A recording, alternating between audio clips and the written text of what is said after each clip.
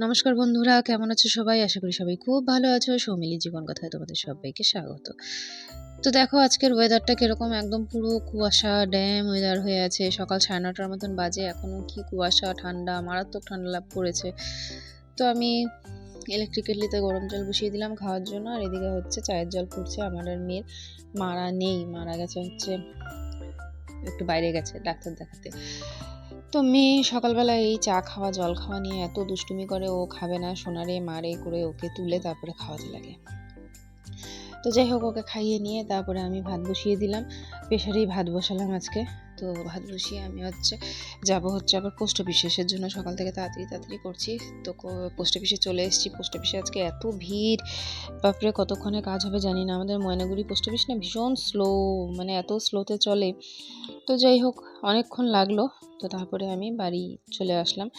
বাড়ি এসে তারপরে বিরিয়ানির জন্য আমি হাঁড়িতে জল বসিয়ে দিলাম। এদিকে পোস্ট অফিস থেকেই মানে বরকে ফোন করে বলে দিয়েছিলাম একটু আলু আর ডিমটা বসিয়ে দিতে। তো ও খাবে না আজকে দুবেলা, ও হচ্ছে বাইরেই খাবে একবেলা, আর রাত্রিবেলাটা হচ্ছে বিয়েবাড়ির নিমন্ত্রণ আছে, তো এই খাবো হচ্ছে আমি আর মেয়ে। তো সেটা আমি জানতাম না আগের থেকে যে ও খাবে না।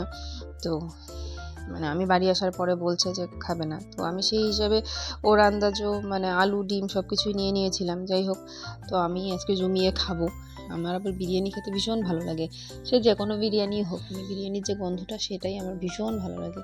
তো ইদানিং দেখছি আমার মেয়েও খেতে খুব ভালোবাসছে বিরিয়ানি। তো রান্না হয়ে গেছে, এখন খালি দমে দেবো, দমে দিয়ে তারপরে গরম গরম খাবো। তো এর আগেও একদিন করেছিলাম, তো মেয়ে দেখি একা খায়, বেশ ভালোবাসছে। তো মেয়েকে একা দিয়ে দিলাম যে খা তুই, আমার আর ভালো লাগছে না ওকে খাওয়াতে। তো দেখি ও আজকে পরিষ্কার করে খেয়ে নিয়েছে একদম। তো সন্ধ্যাবেলায় দেখো মেয়ের দুষ্টুমিটা দেখো, একটু মানে বাবার পিঠে উঠে ঘুরবে ও এখন। তো আমি চা খেতে খেতে এই দুষ্টুমিগুলো দেখছিলাম।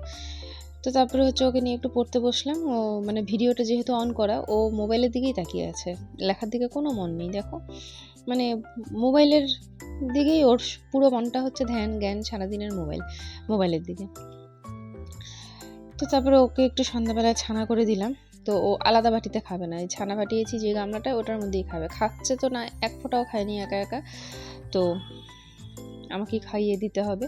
তো খালি দুষ্টুমি করেই যাচ্ছে। এরপর আবার ম্যাডাম আসবে, ম্যাডামের কাছে পড়বে।